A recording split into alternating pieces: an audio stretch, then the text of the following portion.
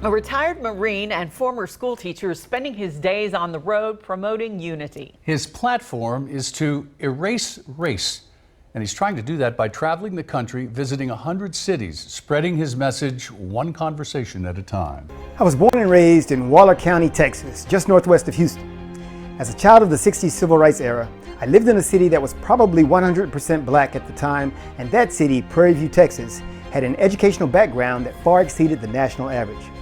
Because of this uncommon occurrence, I grew up lacking the sense of inferiority that many black people experience as a result of segregation and the remnants of the Jim Crow era. In Prairie View, the smartest and most able and capable people the children of that city saw daily were always black. After integration in 1969, I grew up with friends from a variety of ethnic backgrounds, and this continued to expand as I went to college, and my circle of deep relationships continued to grow with football teammates from various parts of Texas and the country, and then expanded even more after I joined the United States Marine Corps, where my relationships began to include foreign cultures and people with whom I never envisioned communicating. Today, after having visited and lived in the continents of Asia, Africa, and Europe, I am convinced that we are all far more alike than we could ever realize.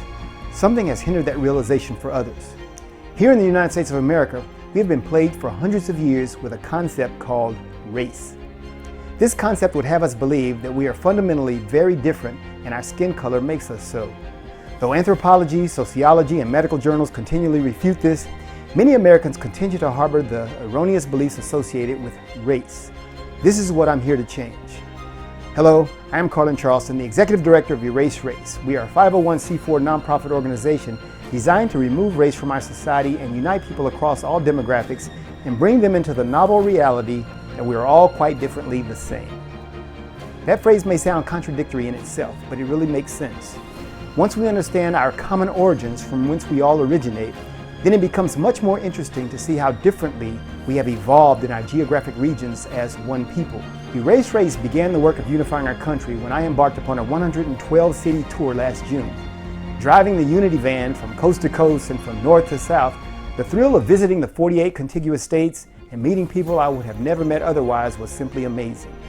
From Baton Rouge to Boston and from Philadelphia to Phoenix, I became more American every day as I met the people that make up this great country, and that is where I want to take you. This is city number 76. Shaking hands, visiting people and places, striving for unity as a human race. It has really been phenomenal. Number one, to travel the country and go to different places in our country and meet the people is what most Americans need to do. He said there have been surprising interactions, even poignant moments, stopping along sites of historic importance like the Liberty Bell and Harriet Tubman's home. He'll make his final stop in December, but his work will be far from done.